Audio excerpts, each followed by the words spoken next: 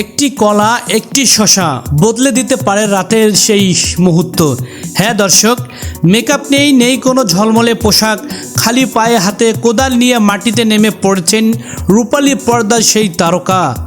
জয়া হাসানের এমন এক রূপ দেখে হতবাক নেট দুনিয়া।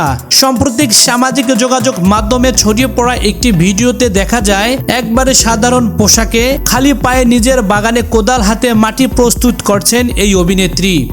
একজন সহকারীর সঙ্গে মিলে গোবর সার মিশিয়ে দীর্ঘক্ষণ ধরে তিনি চালিয়ে যান পরিশ্রম। কাজের ফাঁকে ফাঁকে ঘুরিয়ে দেখান নিজের যত্নে গড়া তোলা বিভিন্ন গাছপালা, আর জানান এই গাছগুলোর নিয়মিত পরিচর্যা তিনি নিজেই করেন।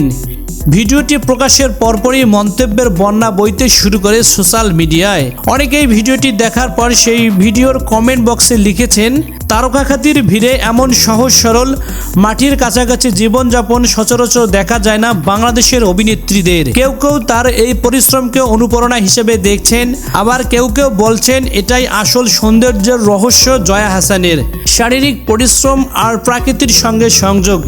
এখানে একটি কথা বলে নিতে হয়, এর আগে ফিটনেস প্রসঙ্গে নিজের অবস্থান স্পষ্ট করেছিলেন এই অভিনেত্রী।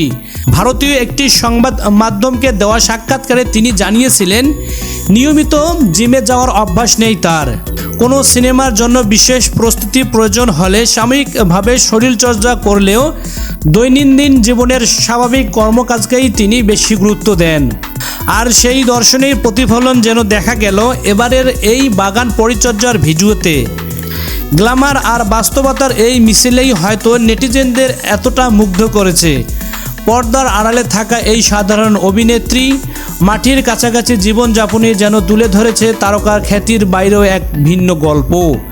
দর্শক, একজন বিখ্যাত অভিনেত্রী হওয়ার পরেও তিনি বাংলাদেশের মাটিকে এতটা ভালোবাসেন তা হয়তোবা বলে শেষ করা যাবে না।